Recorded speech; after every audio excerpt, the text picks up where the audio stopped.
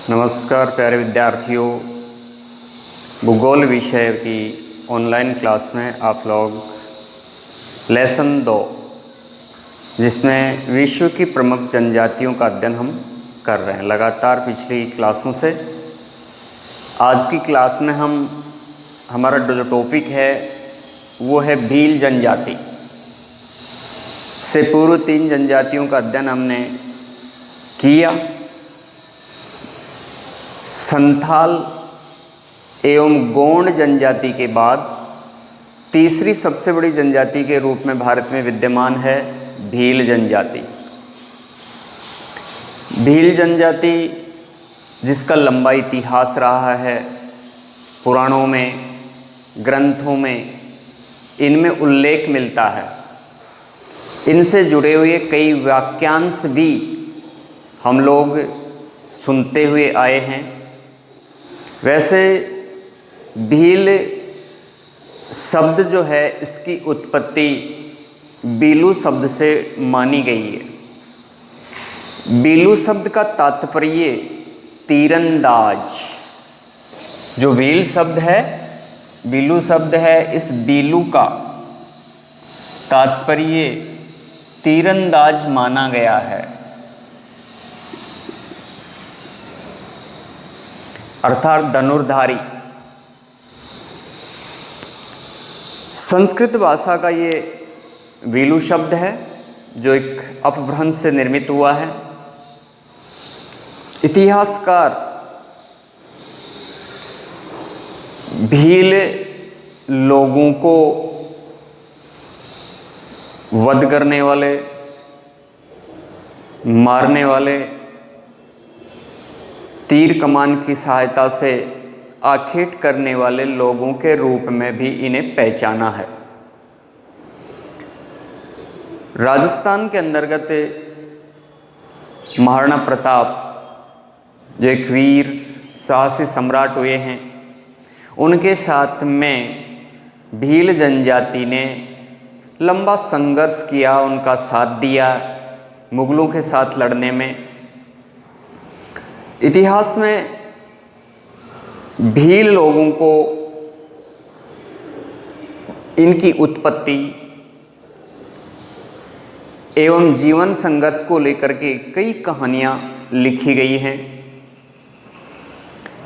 माना गया है कि भील जनजाति या भील प्रजाति की उत्पत्ति महादेव भगवान शिव का पुत्र निषाद, उनके एक पुत्र माना गया है निषाद, जिसका निषाद राज के नाम से भी रामायण के अंतर्गत उल्लेख है।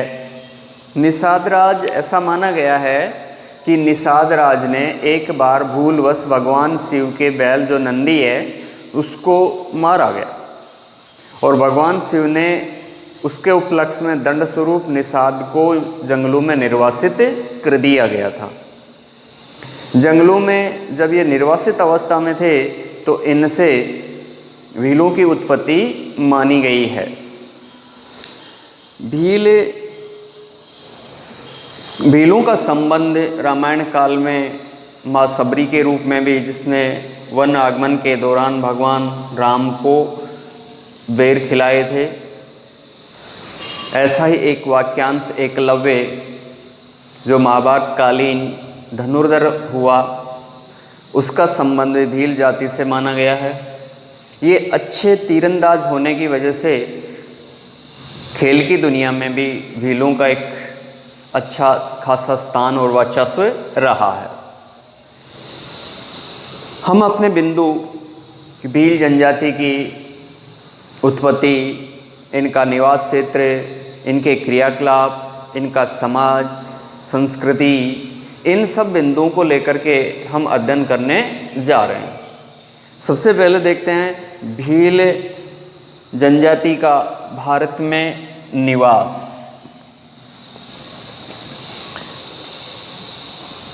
निवास क्षेत्र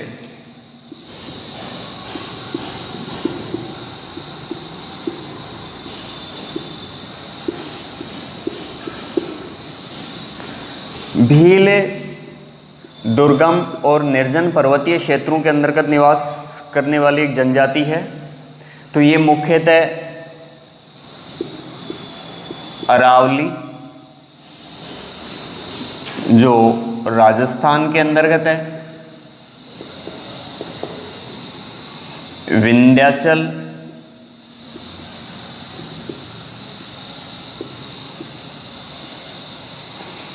जो कि मध्य प्रदेश के अंदर है, और सतपुड़ा,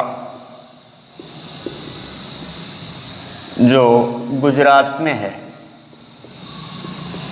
इन पहाड़ी क्षेत्रों के अंतर्गत इन लोगों का निवास क्षेत्र है। इसमें मुख्यतः 3 राज्य हैं। वैसे थोड़ा इनका निवास है जो महाराष्ट्र के अंदर भी है। अगर हम राजस्थान की बात करते हैं, जो राजस्थान के जो प्रमुख भील जिले हैं, राजस्थान के अंतर्गत बांसिया, जिसे बांसवाड़ा कहते हैं, डगारिया, जिसे वर्तमान में डूंगरपुर कहते हैं, देयावा, जिसे वर्तमान में उदयपुर कहते हैं, इन जिलों में लंबे समय से भील जनजाति का या भील लोगों का एक बड़ा और प्राचीन समय से जमावड़ा रहा है। राजस्थान के अंतर्गत बांसवाड़ा,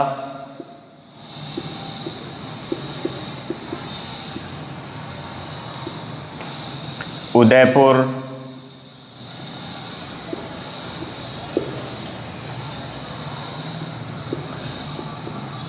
डूंगरपुर, कोटा एवं चित्तौड़गढ़, ये 5 महत्वपूर्ण ज़िले हैं जहाँ पर राजस्थान के अंदर भील जनजाति का निवास क्षेत्र है। मध्य प्रदेश दूसरा जो राज्य है, मध्य प्रदेश। मध्य प्रदेश के अंतर्गत झाबुआ एवं रतलाम, ये महत्वपूर्ण जिले हैं। तीसरा राज्य है गुजरात। गुजरात के अंतर्गत पंचमहल,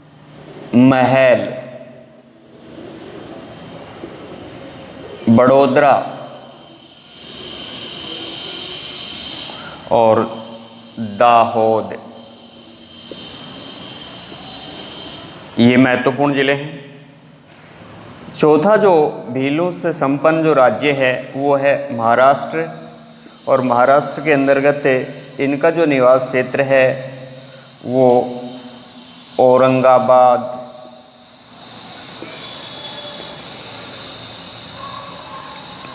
जलगांव,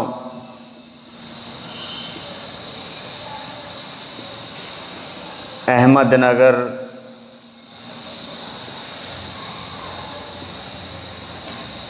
धुले, ये महाराष्ट्र के प्रमुख ज़िले हैं जिनमें भील जनजाति का निवास क्षेत्र है। ये इनका निवास क्षेत्र है। राजस्थान, मध्य प्रदेश, गुजरात एवं महाराष्ट्र 4 राज्य हैं जिनके अंतर्गत, जो कि भारत के पश्चिमी और मध्यवर्ती राज्य के नाम से जाने गए हैं, इनमें भील जनजाति का आवास है, निवास क्षेत्र है, या यहाँ इनकी संख्या बड़ी मात्रा में पाई जाती है। निवास क्षेत्र के पश्चात हम भील जनजाति की शारीरिक संरचना का अध्ययन करने जा रहे हैं। दूसरा जो बिंदु है भील जनजाति से जुड़ा हुआ, शारीरिक संरचना।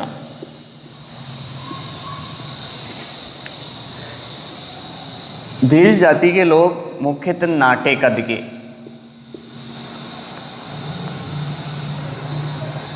नाटा कद लाल आँखें, रूखे बाल, चौड़ी नाक, मोटे होठ, काला रंग, मजबूत शरीर। ये इन लोगों की शारीरिक संरचना, नाटाकृत, लाल आँखें, रूखे बाल, चौड़ी नाक, मोटे होठ, शारीरिक काला रंग, मजबूत शरीर, परिश्रमी, ये इन भील जनजाति के लोगों की शारीरिक संरचनाएं हैं। क्योंकि बड़े परिश्रमी होते हैं, ये चोरी करना एक प्रकार से पाप समझते हैं, सच बोलना इनकी विशेषता है। ये शारीरिक संरचना से जुड़ी हुई इनकी विशेषताएं हैं।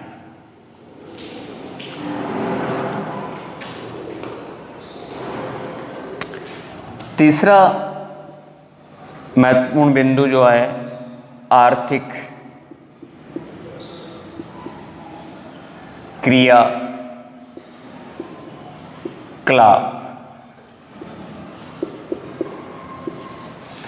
आर्थिक क्रियाकलापों में भी हम पहला लेते हैं आखेट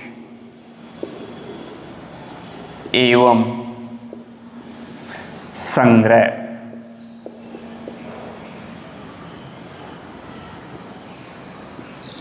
एकत्रीकरण करने का यानी भोजन वगैरह या अपनी मूलभूत आवश्यकताओं को पूरा करने के लिए विभिन्न प्रकार की आवश्यक वस्तुएं एकत्रित करते हैं।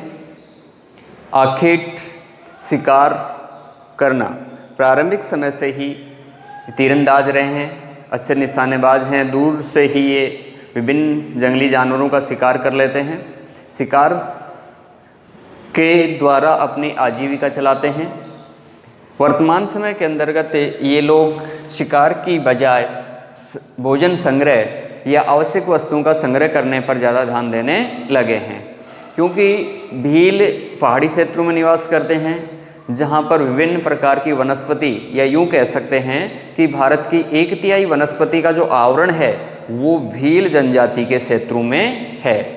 इसलिए ये वनस्पति के विभिन्न तत्वों को, विभिन्न प्रकार की जड़ी बूटियों को, पत्तों को, छाल आदि को एकत्रित करके और उसे शहरी क्षेत्र में बेच करके अपनी आजीविका या आर्थिक क्रियाकलापों के रूप में आजीविका प्राप्त करते रहे हैं। इनके द्वारा वर्तमान समय के अंतर्गत स्थानांतरित कृषि की जाती है, क्योंकि पहाड़ी क्षेत्रों के छोटे से भूभाग को साफ करके वहाँ पर कृषि कार्य किया जाता है। तो ये स्थानांतरित कृषि करते हैं, जिसे झूमिंग कृषि भी कहते हैं। और भील जाति के लोग विशेषतः जो कृषि कर रहे हैं, जो एक प्रकार है स्थानांतरित कृषि का, उसे 2 नामों से पुकारा जाता है। एक चिमाता और दूसरा दजिया। ये भीलों की कृषि के प्रकार हैं। कई बार इनको लेकर के प्रश्न पूछा जाता है, चिमाता और दजिया से आप क्या समझते हैं? तो यहाँ चिमाता एवं दजिया दोनों ही कृषि के प्रकार हैं। अंतर इतना है कि चिमाता जो कृषि है ये पहाड़ी क्षेत्र में की जाती है। भीलों के द्वारा पहाड़ी क्षेत्र में की जाने वाली कृषि को कहते हैं चिमाता। ये पहाड़ी क्षेत्र की कृषि है। दजिया है वो भीलों के द्वारा मैदानी क्षेत्रों में की जाने वाली कृषि है।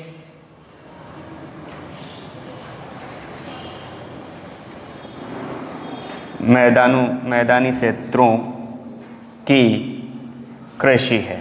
तो दोनों में अंतराल इस प्रकार से है। चिमाता और दजिया में क्या अंतर है? तो चिमाता भीलों के द्वारा पहाड़ी क्षेत्रों में की जाने वाली कृषि और दजिया भीलों के द्वारा मैदानी क्षेत्रों में की जाने वाली कृषि। तो इस प्रकार से स्थानांतरित कृषि के ही दोनों ये रूप हैं जो भील जनजाति के लोग करते हैं। इसके बाद में आर्थिक क्रियाकलापों में हम अगला बिंदु लेते हैं भोजन। आखेट एवं भोजन संग्रह के पश्चात भील जनजाति का भोजन।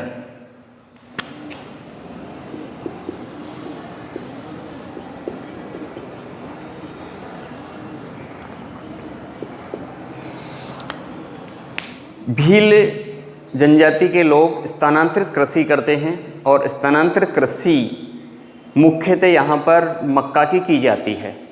तो मक्का इन क्षेत्रों के अंतर्गत ज़्यादा बोई जाती है, तो इनका प्रमुख भोजन भी मक्का है। मक्का की रोटी ये लंबे समय तक खाते रहते हैं। इसके अलावा जो विशेष फंक्शंस होते हैं, इनके समारोह जो होते हैं, त्यौहार होते हैं, उन पर ये चावल बनाते हैं, जिसको भीली या स्थानीय भाषा में चोखा कहते हैं। ये लोग भोजन के अंतर्गत चावल बनाते हैं और चावल को ये स्थानीय भाषा में वहाँ पर चोखा कहते हैं। इनके अलावा छाछ एवं आटे को उबाल करके, जिसको स्थानीय भाषा में हम लोग राबड़ी कहते हैं, वो भी ये विशेषतः हर घर के अंतर्गत रोज़ाना बनाई जाती है और काम में ली जाती है। इनके अलावा विभिन्न क्षेत्रों से या जंगलों से प्राप्त होने वाले कंदमूल, फल वगैरह जो होते हैं, पत्तियां जो होती हैं, उन्हें भी ये अपने भोजन के अंग के रूप में काम लेते रहे हैं।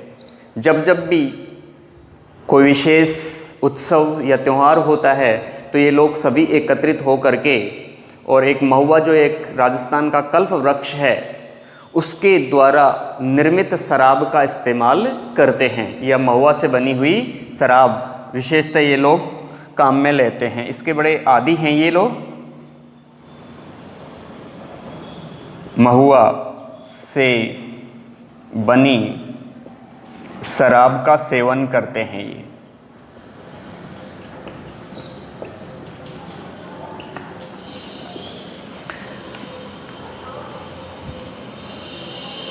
इसके बाद में तीसरा जो बिंदु है वो है इनका निवास क्षेत्र, ये स्थान या निवास गृह। भील जनजाति के लोग प्रकीर्ण रूप में, अर्थात बड़े समूह के रूप में नहीं होते हैं, प्रकीर्ण रूप में फैले फैले ऊंचाई पर या ऊंचे स्थलों के ऊपर ये अपनी झोंपड़ियाँ बनाते हैं। छोटे छोटे समूह के रूप में जो गांव इनका विकसित हो जाता है उसको ये फला कहते हैं, और बड़ा जो गांव होता है उसे ये स्थानीय भाषा में पाल के नाम से जानते हैं। निवास घर या अपना आवास बनाने के लिए विशेषतः ये घास फूस, पत्तियाँ, लकड़ी, मिट्टी, गोबर, पत्थर आदि का इस्तेमाल करते हैं। घर बनाने के पश्चात खड़िया जो एक लाल गेरू जो मिट्टी होती है उससे ये लीप पोत करके अपने घर को सजाते हैं। तो इस प्रकार से इनका जो आवास होता है वो पूर्ण तरह सुसज्जित होता है। इनके आवास में या घर में रसोई कक्ष, सोने का कक्ष, पूजा स्थल, पशुओं के लिए चारा या पशुओं को रखने के लिए अलग स्थान होता है। तो इस प्रकार से एक घर इनका अपनी आवश्यकता की सभी सुविधाओं से एक प्रकार से कह सकते हैं कि परिपूर्ण होता है। घर बनाने के समय भी ये लोग उत्सव मनाते हैं और उसके आधार पर अपने घर या आवास का निर्माण करते हैं।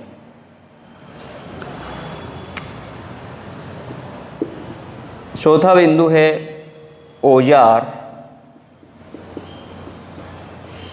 एवं बर्तन। भील जनजाति के लोगों में धनुष बाण का विशेष महत्व रहा है, क्योंकि ये तीरंदाज रहे हैं, शिकार से जुड़े हुए रहे हैं, इसलिए इनके पास मुख्यतः औजारों के अंतर्गत है जो धनुष बाण होता है। इनका बाण जो होता है वो दो प्रकार का होता है। जो स्थानीय भाषा में एक छोटा एक बड़ा रूप होता है।